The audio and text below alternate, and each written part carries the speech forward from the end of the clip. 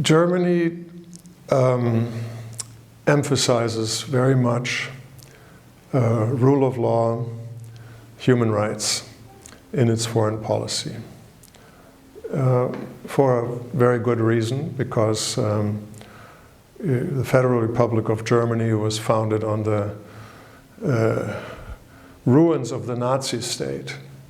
We know from our German history what it's like when you lose the rule of law and human rights are not respected anymore. One of the elements of human rights and rule of law and a liberal democratic state is the freedom of the press. Georgia has applied to join the European Union.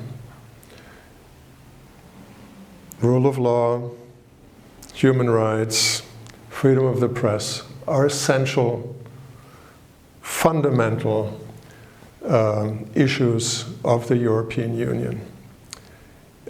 If you want to join the European Union, you must guarantee all of them. So here we're talking about freedom of the press. We have a journalist who's been in jail for 4 months. Now, I should say, contrary to what some people say, I don't aspire to be a Georgian judge, nor a prosecutor, nor a defender. But what we can see of the facts of the case, she's accused of putting a sticker on a building and slapping a policeman. In Germany, you're not allowed to slap a policeman, of course not. But she's been in jail for 4 months. The question is the proportionality of the proceedings, her jail time, and of the crime of which she is accused. If I understand correctly, it's a criminal procedure for assaulting a policeman and for causing him physical damage. And the possible punishment is 4 to 7 years in jail. So we're looking at a well-known Georgian journalist who's been in the media since 2001, who has worked on human rights, anti-corruption, and rule of law, who's played a big role here in Ajara region, supporting libraries for children in the remote mountainous regions, who won prizes.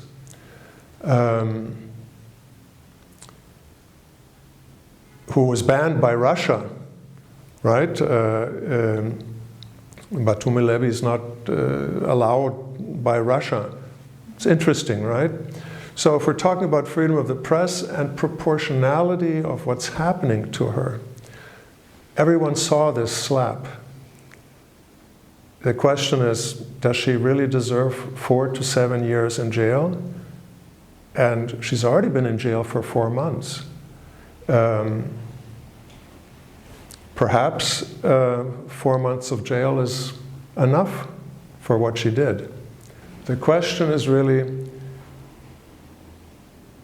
would that be justice? Is it serving justice if she stays in jail even longer? And if perhaps she gets this long jail term?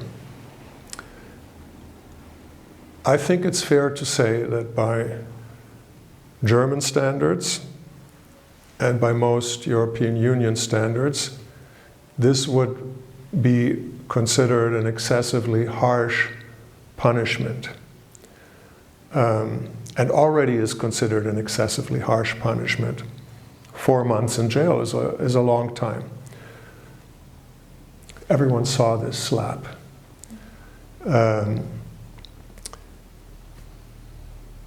So it's not only Georgian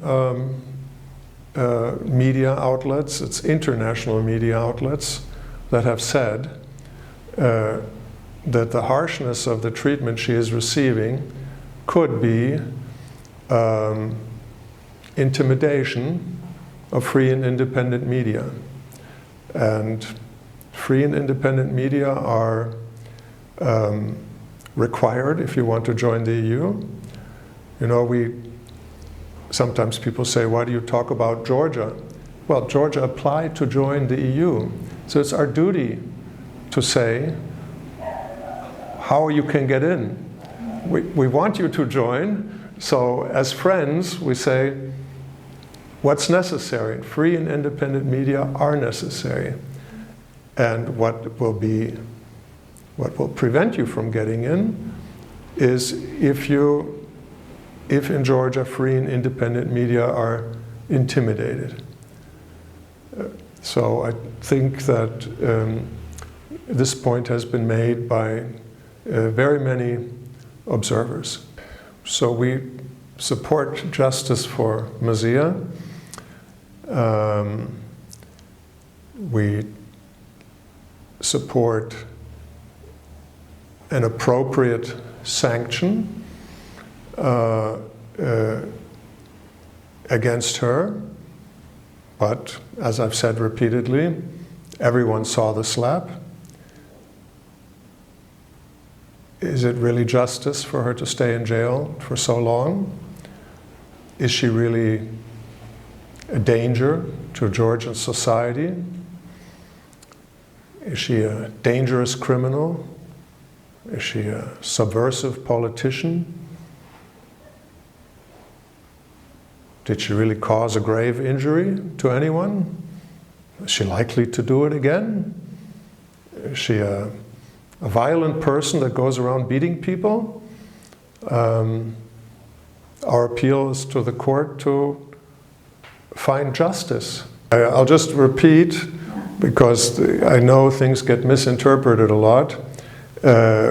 It's illegal to have violence against policemen or women or government authorities. You have to follow police's instructions and so on in Germany. However, it's also illegal for government authorities to overstep their rights. It's illegal to exercise violence against protesters, excessive violence. It has to be proportionate. And it's very important to investigate all the facts, also on the side of the police. And to my knowledge, not a single policeman or these ununiformed, unidentifiable people that everyone could see in the videos and in the streets has been investigated or relieved of the duty temporarily with pay, for all I care. Nothing has happened there. So that's also a matter of concern. It means that something is not quite right. When you join the European Union, it's not the government that joins, it's not the media that joins, it's not the parliament that joins, not the police that joins, it's not the civil society organizations. It's the whole country. And everywhere I go, I meet Georgian people and they say, thank you for the partnership, thank you for the friendship. We want to join the EU. We want to have a passport that says European Union, Georgia. We want that for ourselves, for our kids, for our grandkids. That is on offer. It's possible. But you have to be a liberal democracy, you have to respect human rights, you have to have freedom of the press, and so on and so forth. And that's why I'm here, because the case of Mzia Amağlobeli is a test for all of that.